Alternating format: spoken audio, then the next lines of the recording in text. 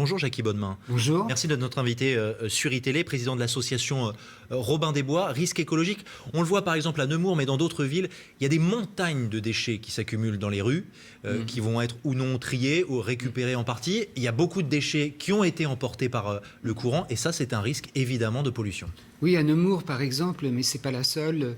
Ils ont produit, à cause de l'inondation, en 2-3 jours, 10 fois plus que ce qu'ils collectent en une année de déchets. Donc il y a un problème de tri minimal quand même, les déchets électroniques, les petits toxiques de jardin ensemble, les pneus, et puis les encombrants, tous les mouillés, les canapés, les carpettes, les textiles. Si on n'évacue pas ça très vite, on risque une prolifération de moustiques.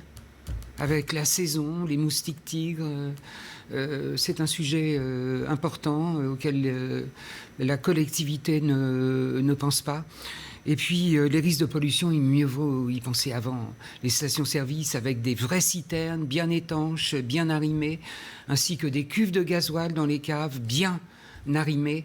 Le moins possible de pressing au perchloroéthylène dans les zones inondables. Voici quelques exemples. Et puis le nettoyage des sites pollués depuis 20 ans, 30 ans et abandonnés sur l'Orge, affluent de l'Essonne et tout au long de l'Essonne, par exemple, avec des déchets toxiques qui ont été inondés et qui vont polluer bien au-delà de l'Essonne, de Paris, qui vont aller polluer jusqu'à la baie de la Seine, les sédiments, et donc contaminer les mollusques, les bulots, les coquilles Saint-Jacques, les poissons plats qui sont au fond.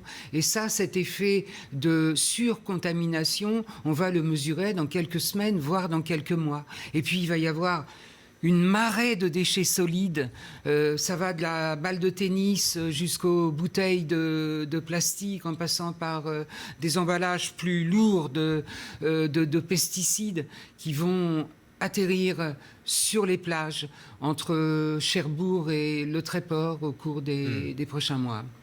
Il y a des efforts à faire en termes de prévention, on le comprend bien en vous entendant. Aujourd'hui, la priorité, l'urgence, c'est quoi ?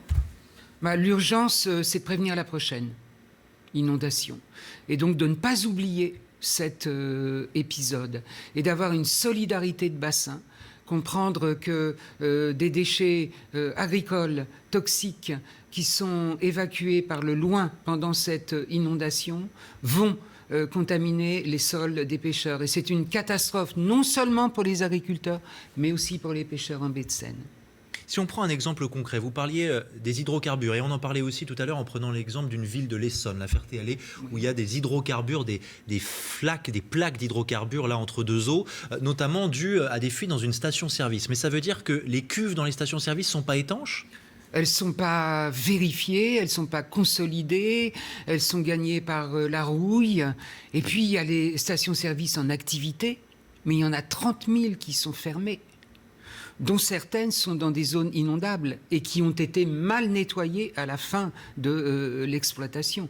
Donc les stations-service en activité et désaffectées constituent effectivement des risques locaux de contamination avec des hydrocarbures. Est-ce qu'il faut craindre des conséquences sanitaires pour les populations concernées ?